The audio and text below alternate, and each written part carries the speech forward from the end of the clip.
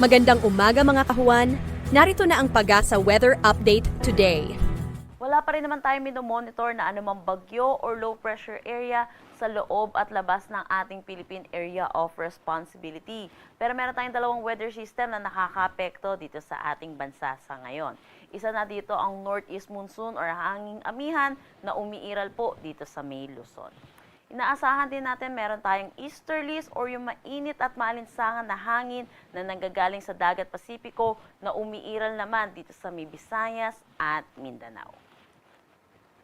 Para naman sa magiging panahon natin ngayong araw, dulot po ng northeast monsoon, inaasahan natin makakaranas ng maulap na papawirin na may mga pag-ulan dito sa may Cagayan Valley, Aurora, pati na rin dito sa may Quezon.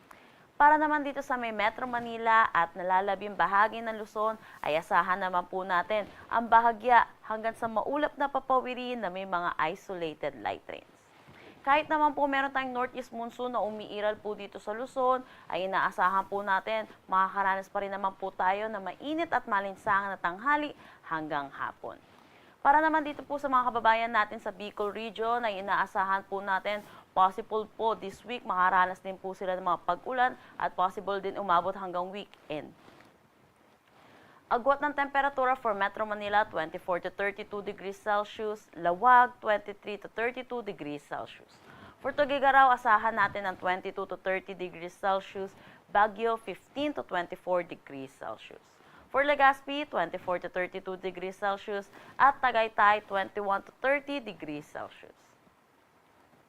Dulot naman ng easterlies, makakaranas ng maulap na papawirin na may mga kalat-kalat na pag-ulan dito sa may Zamboanga Peninsula, Basilan, Sulu at Tawi-Tawi. Para naman dito sa may Palawan, Visayas at Mindanao ay inaasahan naman po natin makakaranas naman po tayo na maaliwalas na panahon pero magiging mainit at malinsangan po ang ating tanghali hanggang hapon na may mataas na tsansa ng mga panandaliang pag-ulan dulot ng localized thunderstorm pagdating sa hapon at sa gabi.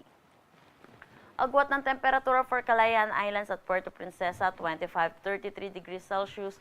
For Iloilo at Tacloban, 24 to 31 degrees Celsius. For Cebu, Cagayan de Oro, 25 to 32 degrees Celsius. Zamboanga at Davao, 24 to 33 degrees Celsius. Meron tayong nakataas na gale warning dito sa may Ilocos Norte at Ilocos Sur. Kaya pinapaalalahanan po natin ang mga kababayan po natin na delikado pumalaot dito po sa nasabi nating coastal water.